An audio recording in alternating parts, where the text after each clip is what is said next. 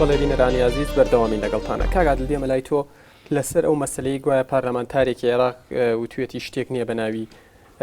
ئەنفالەوە، دواتر ئەو ئاژا و دەنگە لە ناو پارلەمان دروست بوو، پێت خۆش بڕۆنکردنەوە یەک بدەیت. ئەم ڕووداوە بەم شێوەیە نەبوو. وەکو زانیاری لەم خولەی پەرلەماندا ئێمە کردومانەتە نەریتێک کە بۆ یادی هەڵەبجە و چیمیاباران و یادی ئەنفالیش لە ناوهۆڵی پەرلەمانی عێراقی ئەمە دووەم ساڵە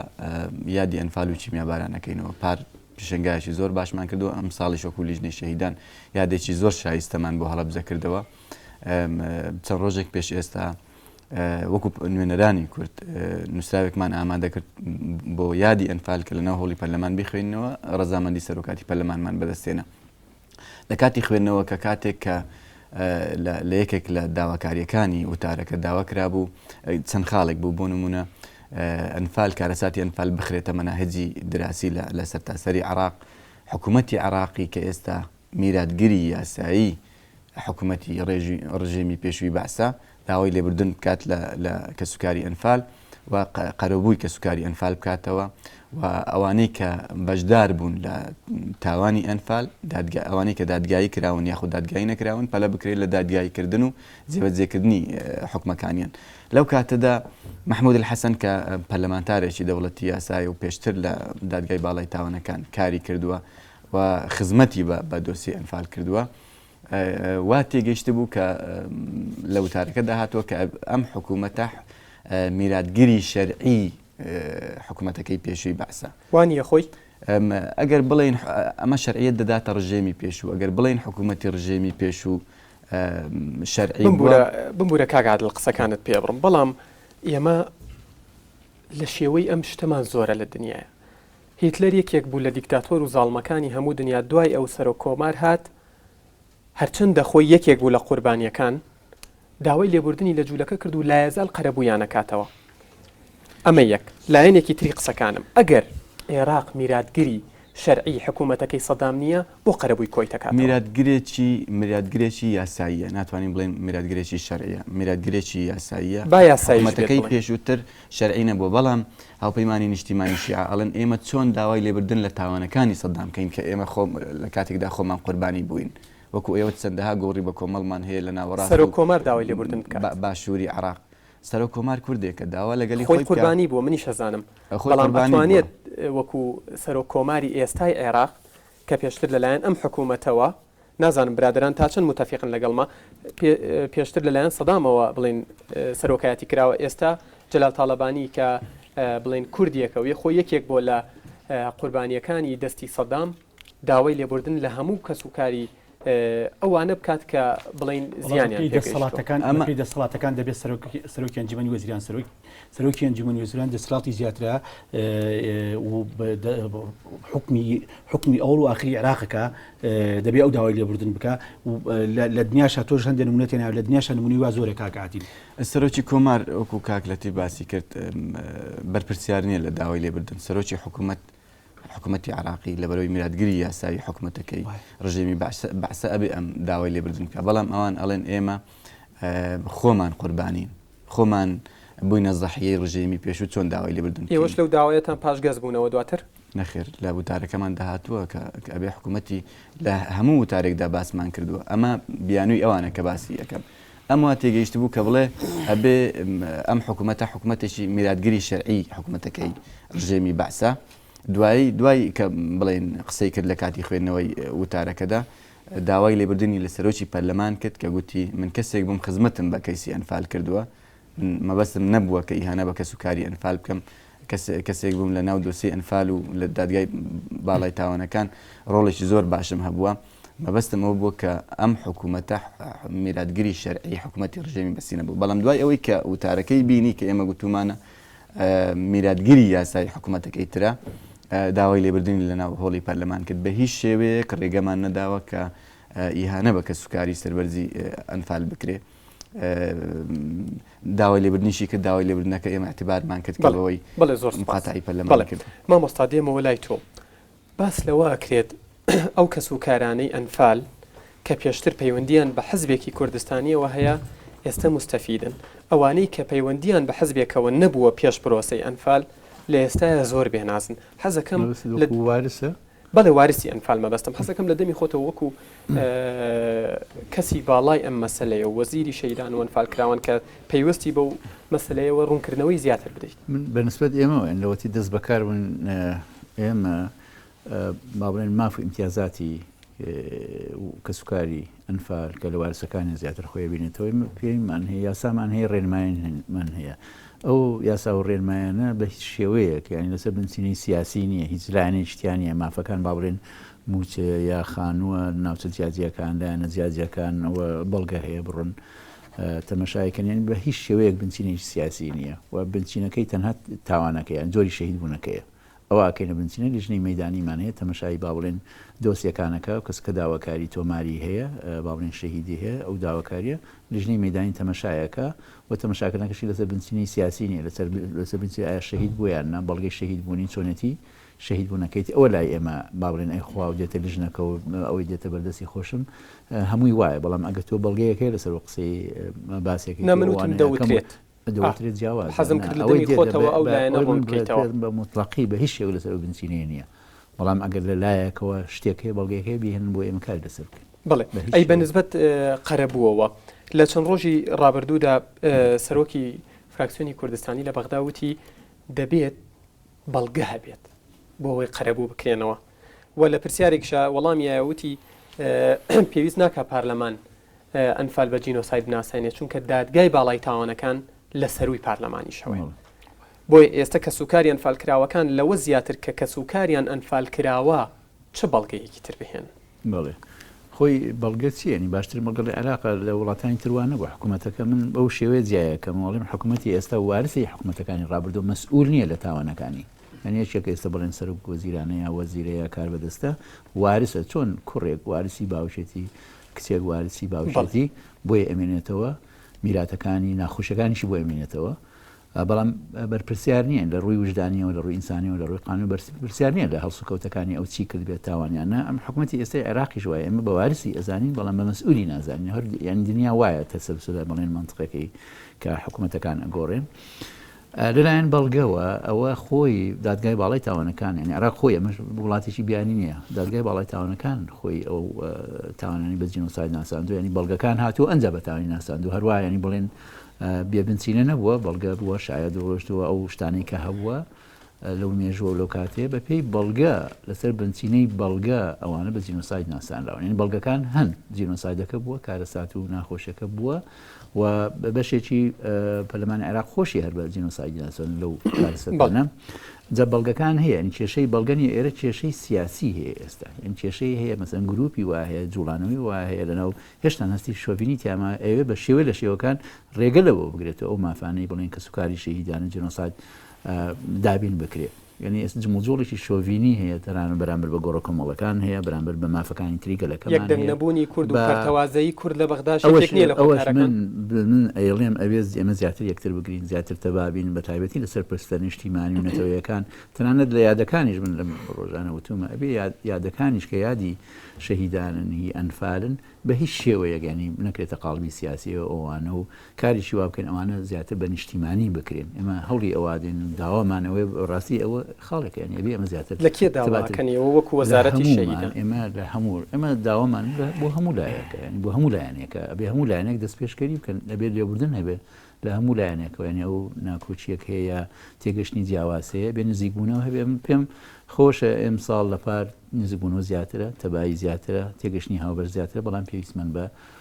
بەرنامەی هاوبەشی زیاتری شەیە ینی بەرنامەی استراتیزی بە تایبەتی لەسەر پرسە نیشتیمانی و نەتەوایەکان و ئەم تاوانانی کە کراون ئەبێ لەسەر ئەوەیە ئێمە با بڵێن من ئەڵێم ئەبێ لە دەروی حەمرین ئێمە یەک بین بە هیچ شێوەیەک جیاوازی نەکەین لەو پرسە استراتیزی و نیشتیمانی و نەتەوانە بەڵام لە ناوخۆیە ئەو هەم کۆمەلگایشتر تۆ ململانەی ئاسایی دیموکراتی و شارستانی تێ زۆر ئاسایی بەڵام کە گەیشتە دەرەوەکو وڵاتانی تر وڵاتانی ئەوروپا کە دێن کێشەی دەرەوەیان هەیە یەکن ینی چن هەتا تۆ سیرکە کە پەلەماری وڵاتێکشە دەنیەکە ئەو کاتە وەکۆی کاگرێتی باسی هەتا مەسەلە ئینسانەکان ئەو کاتە دێتە پشتەوە ینی کاتێک کە نکوڵیان لە کورد کرد کە ئەم کارە ناخۆشیانەی چیمیاباران و ئەنفال ئەو کاتە مەسەلە ئینسانەکانیان نەهاتە پێشەوە مەسەلەی بەرژەوەندی سیاسی و ئابووریان لە پێشەوە بوو بەڵێ مامۆستا ئەوانەی کە لەگەڵ لایەنەکانی دەسەڵاتە لە بەغدا یەکێتی نیشتیمانی کوردستان و پارتی دیموکراتی کورد فراکسیۆنی کوردستانی یەکنین دەیگەڕێنەوە بۆ ئەوەی کە لە هەرێمی کوردستان ئەم یادانە بە حیزبی کراون و هەر یادێکە کرێتەوە کە یادی هەڵەبجاکرێتەوە کە یادی ئەنفالەکرێتەوە هەمووی بەرگێکی حیزبی بەبەرە ئەکرێت بۆیە ئەوانیش ئامادەنین بێنە یادێکەوە واتە وەکو خۆت ئاماژەت پێدا نەکراوە بە مەسلەیەکی نیشتیمانی کە هەموو هاو نیشتیمانیەکی ئەم وڵاتە هەست بکات ئەویش بەشێکە لە مەسلەکە و بێتە ناوی کەڵێم یان لەو کاتێمە من ناڵێم هیچ نەوە هەموو شتەکان تەخت و ڕێکن بەڵام ئەم یادانەی ئێستاکە کە ئێمە سەرپەرشتیەکەین بە هیچ شێوەی حەزبیتیانە نە حەزب هیچی پێوتوین کەسێک نە بە منی وتووە نە بە لیژنەکان نەهێشتومانە لیژنەکان بریتین لە وزارەت لە بەڕێوەرایەتی گشتی ئەو ناوچەیە لە هی ئەو شوێنە خۆی باڵێن ئەوی هەڵەبجەمان کردو بۆ نمونە هەڵەبجە لیژنە هاوبەش بوو لە وزارەت بەڕێوەتی گشتی وزارەت لە قایم قامێت و شارەوانی و شوێنانی ئەوەی کە ئیداری حکومەتن لە ڕێکخراوی کۆمەڵگای مەدینی ئەو سێ لایەنە نەبوون بە هیچ شێوەی ئەمە نەمانهێشت حەزبی تیابێ بەڵام حەزب بۆ مانێن تۆ ئەندامێکی حەزباویش مافیە و کەسوکاری شەیدی و بێدابنیشیە و ئەو جۆرەشتانە ئەمە یەکێنی من پێم خۆشە من ناڵێم کەم و کوڕیتیان نییە کەم و کوڕیتایە ئەبێ بەڵام لێبوردنیش بەرامبەر بەوە هەبێت چۆمە مەسەلەی شەهیدە مەسەلەی شەهیدان ئەبێت لێبوردنمان زیاتر بێت کەم و کوڕێکی بێن دەستی یەک بگرین با چاکتریکەن با گەشەی پێ بدەین بە بەرەو باشتری بەرین لایەنە ئەو من هاوچێشەیەک هەیە جاری وایە ئەبەسرێتەوە هی دەرەوە هی بە بەغا بە کوردستانەوە ئەو هاوچێشەیەوانە بێنی هەشتێکە لە بەغا لێرە ناکۆچیەک بوو ئەبێت لێ بەش ناکۆچی بێنی هاوچێشیشی ڕاست نییە بەڕاستی یعنی شتی ناو خۆمان ناوماڵی خۆمان ئەکرێ بە شێوەی تر زۆر سپاس کاک ئەحمەد دێمە لای تۆ ئێوە وەکو ڕێکخراوی چاودێری کوردۆساید چاک چیتان کردووە بۆ ناساندنی ئەم مەسەلەیە چونکە وەکو دەزانین لە دوای نەوەتەکانەوە تا 2023 ئەنفال بە کورد ناسێنرا چونکە هەموو کوردێک نەهێزانی ئەنفال چییە و چۆن بووە و چەنی تیا چووە و کوێی گرتووەتەوە لە دوای 2023ەوە تا ئێستا ئەنفال بە عێراق ناسێنراوە بەڵام ناڵێم لەسەر ئاستی دەرەوە و جیهان هیچ نەکراوە بەڵام هەنگاوەکان زۆر شەرمنانە و زۆر خاون ئێوە وەکو ڕێکخراوێک کە لە ناوخۆی کوردستان تۆ وەکو بەرپرسی باشوور و لە دەرەوەی کوردستانیش کارەکەن چیتان کردووە بۆ ئەم مەسەلەیە بەدەر لە قسە بکردەوە بڵێ وڵا پێش وڵامی و پرسیارەت حەزم کرد لەسەر پرسیارەکەی پێش تەواوم نەکرد قسەکانم بگورە بەڕاستی من ئەو مەوزوعی پەرلەمانی عێراقی وکوتم ئەوە گرنگە لەلایەن ئەو ئەندام پەرلەمانانی کە لە بێجیاوازی هیچ فیدراسیۆنێک دیفاع لە قزەی کورد بکەن یعنی کورد بوون هەبێ لەوێ نەک حزبی بوون ئەوە زۆر گرنگە وەکو کاک ئارامش باسی کرد کە پێویستە لە حەبرین چووی نەخواڕێ ئێمە کورد بین ئەمە حاڵەتەیە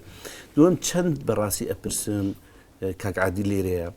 چەند ئەندام پەرلەمانەکانی کوردستانی لە پەرلەمانی عێراقا پیان داگرتووە لەسەر ئەوەی یاسای قرەبووی کەسوکاری ئەنفال یاسای تاوانەکان و کۆمەڵی ئەوانە کاری لەسەر بکرێ ئەمە بۆ خۆی بەڕاستی جێگای پرسیارە لای کەسوکاری قوربانیان خاڵێکی تر لێرە بەڕاستی قسەکان هیوادارم کاک عادل وەڵامە لای منەوە بەڕاستی پێویستە ئەندام پەرلەمانەکانی خۆمان لە پەرلەمانی عێراق و ئەنجومەنی وەزیران چەند کوردی تایە چەند وەزیری کوردمان هەیە پێ لەسەر ئەوە دابگرن کە ئەنجومەنی وەزیرانی عێراق داوای لێبوردن لە گەلی کورد بکە و لە هەمان کات سەرۆکی کۆماری عێراقش من مخالفت لەسەر ئەو ڕێی مامجەلال بەڕێز مامجەلال بڵێ کوردە بەڵام پۆستەکەی پۆستێکی سیادی عێراقیە وەک شەخص نا وەک پۆست کە ئێستا سەرۆک کۆماری عێراق پێویستە بەناوی سەرۆک کۆمارەوە داوای لێبوردن لە گەلی کورد بکرێ مالکی نەک وەک شخصی مالکی وەک سەرۆکی ئەنجومەنی وەزیرانی عێراقی پێویستە داوای لێبوردن لە گەلی کورد بکە و لە هەمان کاتە سەرۆکی پەرلەمانی عێراقیش ئەمە کارێکە بەڕاستی ئیشی ئەوێ ئیشێوێ بەدەم ناکرێت یعنی بە قسە ناکرێت بۆیە ناکرێت ئەو ئەندام پەرلەمانەی ئێمە بەس چاوەڕێ بن بزانم کەی هیمەتێکەکرێت نە ئەبێ هەوڵی بۆ بدەیت ئەبێ کاری بۆ بکەیت بۆی ئەوە بێتە دی ئەگەی نا بڵێ منیش ئەڵێم ئەندام پەرلەمانێکی لیستی شیعە با بڵێن واوەی لێ بکەین باشە بەسەر چاو کە دیێ باس تۆ نازم حەزم پرسیارم جارێکی تر ئەڵێمەوە ئایا وتی شتێک نییە بەناوی هینەوە بەناوی ئەنفالەوە ئەم پرسیارە ئەگەر وایە بڵێ پێویستە ئێستش دەنگ سەری پرسکردنەوە کار لەسەری بکەین ئەگەر نا پێویستە بزانین کە من بتاکی دەکەمەوە ئەگەر باس لە شەرعی ئەکرێ قەزەی شەرع و شیعەکانش نەچی جانبێک گرنگکە ئەوان لە ئێمە زیاتر پێدەوەست دابگرن کە حکوومەتی عێراقی ئێستا بەدیلی حکوومەتی پێشوە درێژە پێدەری حکوومەتی پێشوە نیزام گۆڕاوە سیاست گۆڕاوە فکر و ئایدیۆلۆژیا گۆڕاوە بەڵام لەو پۆستە دانیشتۆ کار لەسەر ئەوە کار پێویستە ئەوەی لەسەر بکرێت بەرحاڵ ئێمە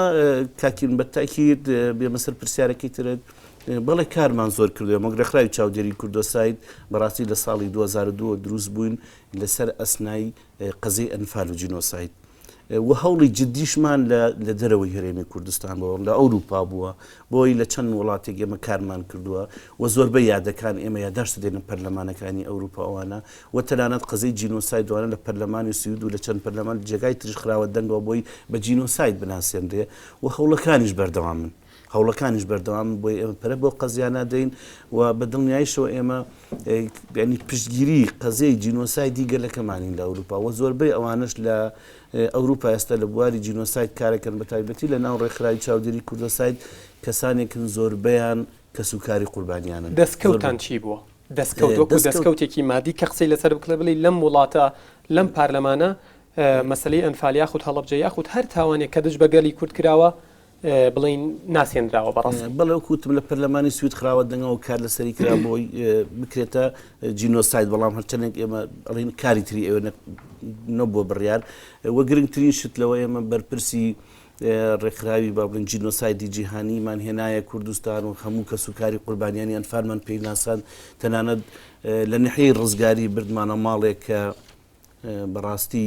لە جێگایەک بوون جێگای ئینسان نەبووتیا بژێ و بۆ خۆشی چەند جارێک دووجا سەردانی و جێگایی کردەوە بۆیە کەسوکاری ئەنفال بوون بەڵێ هەمویان کەسوکاری قوربانیانی ئەنفال بوون مامۆستای بمبورە خەڵکانێکن دوای 24 ساڵ بەم وەزعاژین ئێوە شەڵێن ئێمە ئیشمان کردووە ئەمە شتێکی بەرچاوە ئایا بڵین بەرامبەر بە جیهانی دەرەوە کە دێن سەردانمانەکەن شوێنێکی ئاوە ببینن بمبورە و قسەیەکەم ئەمە جێگای شەرم نییە ینی تۆ تا ئێستا دوای 24 ساڵ خەڵک لە وەزعێکی ئاوایە بژی کە خەڵک بڵین کەسێک ڕووی نەبێ بچێت لە ماڵەکەی دانیشێ سپاس من خۆم سەرەتا بەوە دەستم کردوتم بۆکو پێویست هەموو شتێک نەکراوە ئێمەش خۆمان داکۆچی کاری نێمە لە کەسوکاری شەهیدان و هەوڵە دێن باشتر بکرێ ئەمە یاسامان هەموار کرد و داواکاری زیاترەکەین یعنی خۆمان لایەنی بەرگریکەرین لە کەسوکاری شەهیدان کەواتە ئەوە دان بەوەیە ئەنێن کاکەم و کورتیتان هەبووە وەڵامەکە بدەمەوە ئێمە پێمان وایە پێویستی زیاتر هەیە خزمەتی زیاتر پێویستە ئەبێ کاری لەسەر بکەین نەتوانراوە بکەیت لەبەر هەر هەلوو مەرجێک هەندێک کراوە و باسم کرد یعنی حکوومەتی کوردستان وزای تەرخان کردووە کۆمەڵێ بودجەی تەرخان کردو هەتا بودجەی تایبەت و ئەوانەش هەیە تەرخانی کردوانی کۆمەڵێک کار کراوە ئەوە نییە بەڵام هەموو شتێک کراوە بەدڵی ئێمەیە بەدڵی منە کەسوکاریشیت نەخێوان نییە ئێمە پێویستی زیاترمان هەیە مادی و معنەوی هەندێکی بۆ هەلوو مەرجی مۆزوعی ئەگەڕێتەوە هەندێکی بۆ ئەوە ینی پەیوەندی بە تەجروبەکە و ئەزمونونەکەەوە هەیە و وێرانی زۆرەی کە هەیە من شتێک کرد بۆ باسەکەم ینی ئەو ئێستا ئەو موچە و ئەو خزمەتگوزاری کە پێشکەش ئەکرێ بە کەسوکاری شەهید لەسەر بنچینەی بودجەی هەرێمە خۆی لە بنەڕەت ئەبێت لەسەر بنچینی بودجەیەکی تایبەت بێکە ئێمە بۆ ئارەسایی ئیشەکەین کە عێراق تەرخانی بکە بۆ هەموو شەهیدانی عێراق بە کوردستانەوە بۆ ئەوی بتوانین خزمەتگوزارێکی شایستە ئێستا ئێمە وڵاتەکەمان وێرانەیەکی زۆر شەهیدێکی زۆر ڕێژین بودجەکە ڕێژەی کوردستان لە ١٧ نییە ئەوەندەی ئەمینێتوان دەشتری لێ دەرەکەن سیادی ئەوانە زۆر کەمترە لەوە تەرخانەکە ینی هەرێم بە پێی قانون بە پێی با بڵێن حەقی استحقاقی ئەمە ئەو حکوومەتی پێشوویستە حکوومەتی وارسەیە ئەبێ عێراق ئەوە بکە ینی ئەبا لە سەرتاوە ئەبێ ئێستش ئێمە بۆ ئاراستەیە کارەکەین کە حکوومەتی عێراق یەک ئەو یاسا قەربووکردنەوەی کە بڵێن پرۆژە و پێشنیارەکە ئێمە ئامادەمان کردووە قەربوو مادی و معنەوی بکرێنەوە دوو ئەو موچە و خزمەتگوزاریانی کە دەنجیشان کراوە لە ڕووی مادی و معنەوەیەوە کارێکی وا بکەین لە ئایندەدا بودجەیەکی تایبەتی عێراقی تەرخان بکرێ ئێستا ئەوەی عێراق هەیەی لە 1970 بودجەیە ژمارەی شەهید و وێرانیان کەمترە ڕێزمان هەیە هەمووی هەریانی شەهیدە ئێمە شەوانش قوربانی زۆر زێرن بەڵام ئەبێ هاوتا بکرێتەوە یعنی ئەو هاوتایە یەکێکە لەو مافانەی کە ئێمە کاری بەوکەین من هەروە ڕوونکردنەوەیەک شمەیە لەسەر بەڕێزکاک ئەحمەد مەسەری بەڕێزمان جەلال مەسەری سەر و کۆماروان هێشتەیە ینی تۆ بە منطقی ئەبێ تەمەشایکەی سەرەتا بەڕێزمان جەلال ئەوە سەرکردەکانی تر خۆشمان پێشمەرگەین بووانە خۆمان خەڵکێک بووین بەرگری کرد بووین ینی لە میلەتەوە کەسوکاری ئەنفال و شەهید و لە تێکۆشانە بەڕێزمان جەلال هەر لە مەسەلەی جینۆسایدە من خۆم بە ینی لە لێکۆڵینەوە تەمەشام کرد لە گوگڵەوانە سەیرم کرد خۆی لە ئەمریکا کاتی خۆی کە گەرما و گەرمە ئەو تاوانانە نەبوو لە ئەمریکای داوا کردبوو ئەو کاتە عێراق تووڕەش بوو لە ئەمریکا لەسەر ئەوەی بڵێن جۆی لە بەڕێزمان جەلال کرد داوای کرد بۆ بە جینۆساید بناسێ هەر لە سەرتاوە ینی کۆمەڵی کاری تر کردو سەرکردەکان ڕێکخراوەکان کوردۆساید ڕۆندی کوردی خۆمان کۆمەڵی کاریان کردووە باڵێزخانیان گرتووە ینی کار کراوە بۆ ئەوە بەڵام وەکو پێویست ئەوەی بەدڵی ئێمە بێ نەکراوە. بەڵێ زۆر سپاس. کاک لەتیف دێمە لای تۆ. دوای 24 ساڵ چی بۆ کە سوکاری ئەنفالکراوان نەکراوە؟ ئەزانی پێشەوە بام باسی شتێکی ناوی هێزی قانونیە داوای لێبوردنیە کە هێزی قانونیە بێ نەکرێ باشتر. کاک ئەحمەد ئەوەی مۆزوعەکە داوای لێبوردنیە کە کەسێ بیکە هێزی قانونی نەبێ لە عێراقا چونکە بەیانی ڕئیسی ئەنجومەنی وەزیران وڵای کاکەوەی هێزێکی قانونی نییە. کابرایەکی کوردە داوای لێبوردنەکە با سەر کۆماریش بێ مشکلا ئەوەیە تۆ هێزی قانونی ئەم داوای لێبوردنە ئەم داوای لێبوردنە دەبێت هێزێکی قانونی هەبێ دەسەڵاتی ئێستای جێبەجێکردن لە عێراقا دەبێت داوای لێبوردن بکە ئەو لە مانای وارسی شەرعی و وارسی یاساییە تێناگەم نازانم چۆنە بەڵام ئەوەی کە پەیوەندی بە داوای لێبوردنکردنەوەیە هەر حکومەتێک بێ. ئێستا کێشەیەکی گەورە لە بینی ئەرمەنیەکان و تورکیا و دەوڵەتی فەڕەنسیشاکە لەم ماوەیە لە ساڵی 2002 و کێشەی بەردەوام تیژە بێت و قسەی لەسەرکرێ کە کۆنترێ مێژۆکەی زۆر کۆنترا من قسەم لەسەر ئەو ماوەیەتی ئەوەیە کە تورکیا نایەوێتێتە ژێربای داوای لێبوردنکردنەوە. خۆ ساڵی 1950 قەتڵ عامی ئەرمان کراوە وانە لەبەرەوە ئێستا ئەوەی دەسەڵاتی جێبەجێکردنە ئەوەی قوی قانونی هەیە بێنەوە ئەم داوای لێبوردن کامە ئەمە لە پەرلەمان دەرچووە لە دادگای باڵایەتی فیدراڵی بڕیاریداوە جینۆسایدا بەرپرسیارەتی ئەخلاقی ئەکەوێتە ئەستۆی دەسەڵاتی جێبەجێکردن کە داوای لێبوردن بکە. مەوزوعێتر مەسەلەیەوە کە چی کراوە وڵای ئێمە بەڕاستی ئەگەر لە هین دەرچین لەوەی پەیوەندی بە سۆزەوەی تۆزێ بڕۆین بۆ ئاوەس بەڕاستی دەبێ ئێمە بڵین ئێمە لیژنەی تەقەسی حقایق جگەرەوەی کە وەزارەتێکمانی وەزارەتی شەهیدان لیژنەی تەقەسی حقایقەوەی سنتەری بە دواداچوونی ڕاستیەکان کۆکردنەوەی بەڵگە دۆکۆمنت ئەوەی پەیوەندی بە یادەوەریەوە هەیە لە میساقی نەتەوە یەکگرتوەکانە کە باسی جێڕانەوە بۆ نێو ژیانێکرێ باسی قەرەبووکردنەوەی مادی و معنەویەکرێ قەرەبووکردنەوەی ماد ینی خەڵکی کورد لە ڕووی دەرونی و لە ڕووی کۆمەڵایەتی و لە کۆمەڵی حاڵەتی ترا تێک شکاوە کە ئەوەی کە ئەنفال زەدەژنی ئەوە ژەر تێک تووشی ئەو کارینە کاریگەری بووە باشە ئەمە بەس بە قەرەبووی مادی عیلاج ناکرێمە قەرەبووە معنەوێکە نەکراوە ئەوەی پەیوەندی بە دروستکردنی یادەوەریەوەی ئەوەی سناویان ناوە مۆنومنتوان مەسەن لە نەتەوە یەکگرتوەکانە کە چوونەتە ڕواندا کە چونەتر ئەمانیان لە بەرچاو کردووە لە ڤێتنامیان لە بەرچاو کردووە قەرەبووکردنەوەی مادوو معنەوی جێڕانەوە بۆ نێو ژیان ئەوەی پێڵێن دروستکردنی یادەوەری و حاڵەتێکی ترەیە کە بەداخەوە ئێمە ڕاستە دادگای باڵای فیدراڵیمان هەیە بەڵام دادوەری گوێزەرەوە هەیە لە قۆناغێکا بۆ قۆناغێ ئەوەی پێڵێن عادل انتقالی ونی کە عادل دادوەری گوێزەرەوە دێ ستەمکار و ستەم لێکراو ئەهێنێتە بەردەم دادگاکە ستەمکار لە ستەمکاری ئەخا ستەم لێکراوە گەڕێتەوە بۆ نێو ژیان ئەمە نەکراوە کامە ئەمە ئەوەی کە کراوە تا ئێستا مەسەلەن کە بێتە سەر ئەوەی لیژنەی تەقەسی حقایق مەسەن من لە ساڵی 2023 چوینێتە گۆڕە بە کۆمەڵەکانی جنوب تا 5/8 لە مانگی 4 2023 نیاتی 4 2023 تا 5/8 2023 چونێتە سەر 20 گۆڕی بە کۆمەڵ گۆڕی بە کۆمەڵە بۆ ناو زێرابا بۆ لە سەماوە بانی کراوەتە زێراب سنووقی زێر گۆڕی بە کۆمەڵە بۆ لەژێر ئەوەی پێڵێن زانکۆی بەسرە لەژێر کۆلیژی داری قسادا بووە گۆڕی بە کۆمەڵە بووە کەوتۆتە ژێر جادەوە گۆڕی بە کۆمەڵە بۆ نهر سالس هەیە نهر سەدامیان پێوت ڕووبارێکی دروستکراوە لە عفاق لە هینە ئەم نهر سالسە گۆڕی بە کۆمەڵ ناو گۆڕ لەناو ڕووبارەکەیە بووە بەڕاستی کە تۆ دیتە سەر لیژنەی تەقەسی حقایق دەبێت دەستە پاچە بی بڵێ هیچمان نەکردووە جارێ ئەمە گرفتەکەیە کە من پێم وایە زۆر جار بۆ دۆخی نێودەوڵەتی بۆ ئەوەی کە کاک ئەحمەدیش باسی کرد مەسەلەن هەرچەنە ئەو جەبنە من ساڵهایەک لە رێکخراوی چاودێری مافی لە چاک ئیشم کردووە یەکێ لە کەیسە زۆر گرنگەکان کەیسی دادگای فرازبانراتە لە وڵەتدا ناوەندی چاک جوڵانی و لە سویسراش و لە سویدیش بەداخەوە لە سوید باشتر بوو بەڵام لە سویسرا ئێمە لە سوید کۆمەڵی ئەندام پەرلەمانی کوردمانێ بەڵام لە سویسرا یەک ئەندامی پەرلەمانی کوردیش نییە بەڵام جوڵا لە پەرلەمانە ژمارەیەک مثلا لە سویسرا سیچ پەرلەمانتار گەیشتنەوە قەناعەتی کە ئەمە مهمە